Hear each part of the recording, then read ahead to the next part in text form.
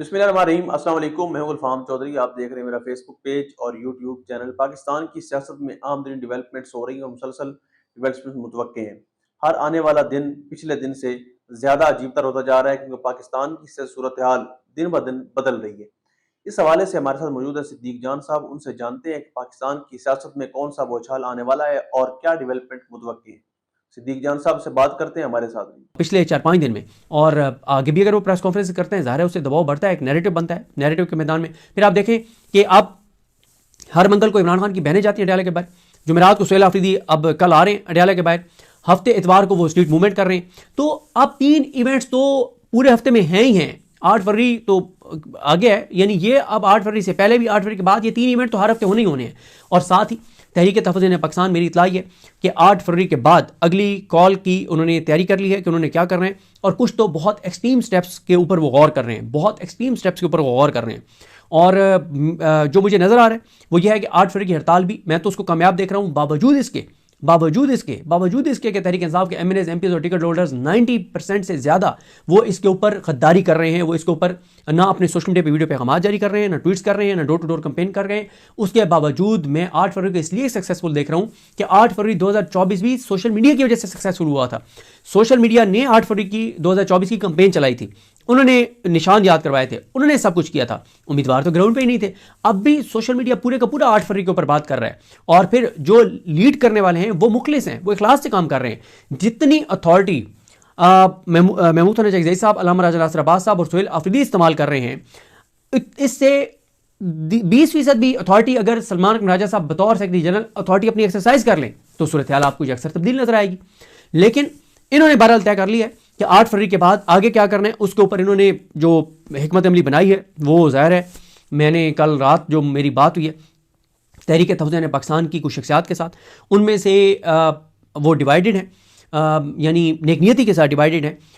3 शख्सियात ऐसी हैं जो कह रही हैं कि हमें बहुत जल्दी बहुत एक्सट्रीम स्टेप ले लेना चाहिए 8 फरवरी के बाद, और बाकियों का ख्याल ये है कि आगे, क्योंकि 8 फरवरी के बाद 17-18 फरवरी से माह रमज़ान शुरू हो जाएगा, तो हम अभी ईद उल फितर के बाद कुछ स्टेप्स को ले जाते हैं, और उससे पहले हम कुछ और ऑप्शंस देख लेते हैं, उनके ऊपर हम कुछ चीज़ें कर लेते हैं। और ख़ास तौर पे इस बार ये तय किया गया है कि इस बार का माह रमज़ान, पिछले 3-4 जो माह रमज़ान गुजरे, एक तो वो था ना जिसमें इमरान खान साहब ख़ुद बाहर थे और जो एक्टिविटीज़ हुई थी वो आपको याद है, लेकिन पिछले जो 2 माह रमज़ान गुजरे उनमें कोई एक्टिविटी नहीं हुई, या 2 या 3।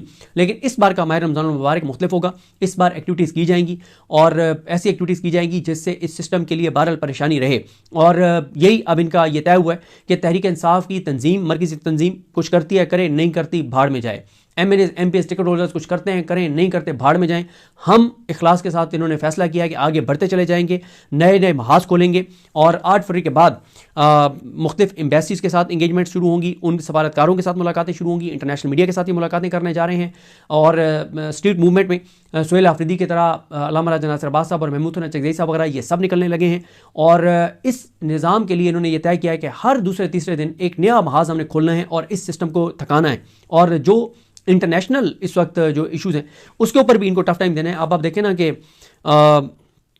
ये सारे इनके वज़ीरों को देख लें, सब कह रहे हैं कि, और अल्लामा ताहिर अशरफ भी कह रहे हैं कि ये बहुत बड़ी सादत की बात है कि हम अमन बोर्ड में गए हैं। उसके ऊपर अब कल बयान आ गया है नेतन्याहू का, उसने कह दिया है कि जो है वो जो हमारी शराइत हैं उस शराइत की के पूरे होने तक कोई वहाँ पे हम तामीरात नहीं होने देंगे। और उन्होंने कह दिया है कि मिस्र और तुर्की इन दोनों की फ़ौज हम नहीं आने देंगे।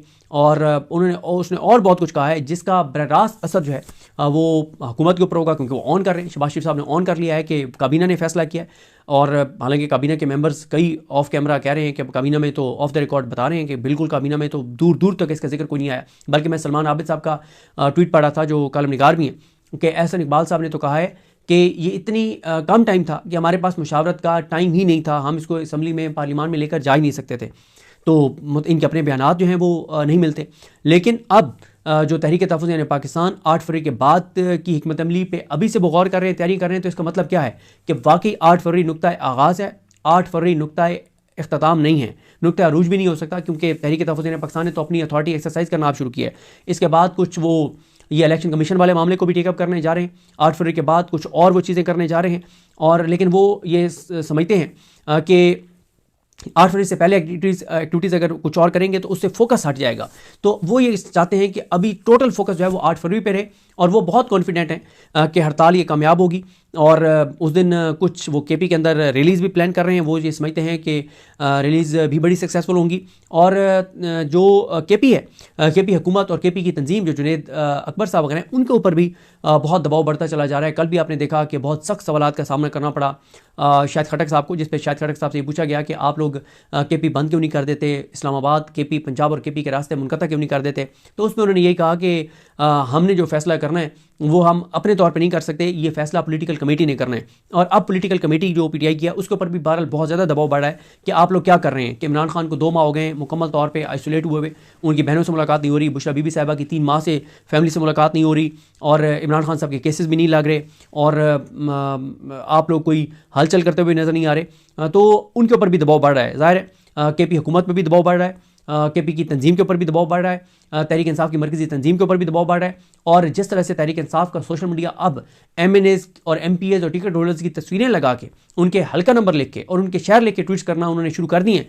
तो अब 2 ही ऑप्शन हैं इन MNAs MPAs और टिकट होल्डर्स के पास, या तो ये कुछ ना कुछ एक्टिविटीज़ शुरू कर देंगे, वरना इनकी तस्वीरें और इनके नाम और इनके शहर के साथ और हलकों के साथ जो तहरीक इंसाफ का सोशल मीडिया कर रहा है वो इतने ज़्यादा वायरल हो जाएंगे कि इमरान खान बाहर आने के बाद इनको टिकट देना भी चाहें तो इमरान खान नहीं दे सकेंगे, जब इमरान खान के अपना उनका सोशल मीडिया ये ट्वीट्स उनके सामने रखेंगे कि खान साहब ये हम इनके नाम लिख के, इनके हल्के लिख के, इनकी तस्वीरें लगा के भी इनको इनके ज़मीर और इनके जगाने की हम कोशिश करते रहे, लेकिन इनके ज़मीर मुकम्मल तौर पर कहीं और जाकर सोए हुए थे। और खान साहब से बेहतर कौन जानता है कि इनके ज़मीर कहाँ जाके और सुकून की नींद जो है वो बड़ी गहरी नींद जो है वो सो सकते हैं। तो इसलिए और सुहेल आफरीदी जो चीज़ें कर रहे हैं, अब उन्होंने इतवार को जो जिरगा बुलाया हुआ है उसके हवाले से देखते हैं।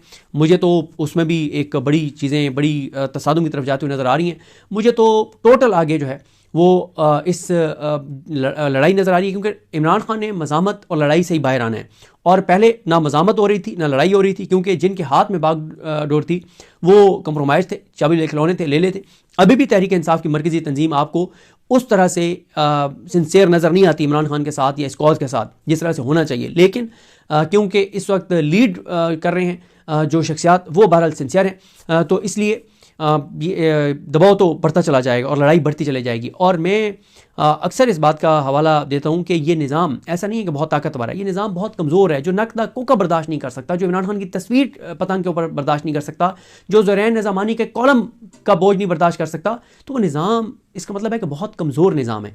तो मेरा तो ये ख्याल है कि अगर तहरीक इंसाफ के MNAs MPs और टिकट होल्डर्स ने ज़ोर लगाया तो बहुत जल्दी तहरीक तहफ़्फ़ुज़ पाकिस्तान इस हुकूमत को घुटनों पर ले आएगी। और अगर इन्होंने साथ ना दिया तो टाइम थोड़ा सा ज़्यादा लग सकता है, लेकिन जिस तरह से, जिस इखलास के साथ महमूद नजरी साहब, अलामा साहब और सुहेल आफरीदी चल रहे हैं, तो इसमें कोई बैद नहीं है कि टाइम थोड़ा सा ज़्यादा लग सकता है, लेकिन ये इस हुकूमत को घुटनों पर लाकर और कामयाबी हासिल कर लेंगे। क्योंकि ना इमरान खान पीछे हट रहा है, ना अवाम इस सिस्टम को तस्लीम कर रहे हैं, और ना ये 3 शख्सियात कंप्रोमाइज़ हो रही हैं और ना पीछे हट रही हैं, ना ही पस पर्दा किसी बात पे यकीन कर रही हैं। तो आने वाले दिनों में पार्लियामेंट के अंदर भी मैं इन सेनेट के अंदर भी लड़ाई देख रहा हूँ, सड़कों के ऊपर भी लड़ाई देख रहा हूँ, और मज़ामत वाकई होते हुए देख रहा हूँ।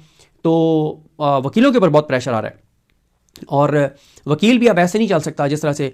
जी बिल्कुल, जिस तरह से आपने सुना कि सिद्दीक जान साहब ने पाकिस्तान की सियासी डेवलपमेंट के हवाले से अहम तरीन हक़ाइक़ हमारे सामने रखे और बताया कि इस वक्त कौन सी कंप्रोमाइज्ड क़यादत है जो इमरान खान साहब की पीठ में झूला घूम रही है, और पाकिस्तान की दीगर सियासी जमातों का इस वक्त सियासत के अंदर क्या किरदार है।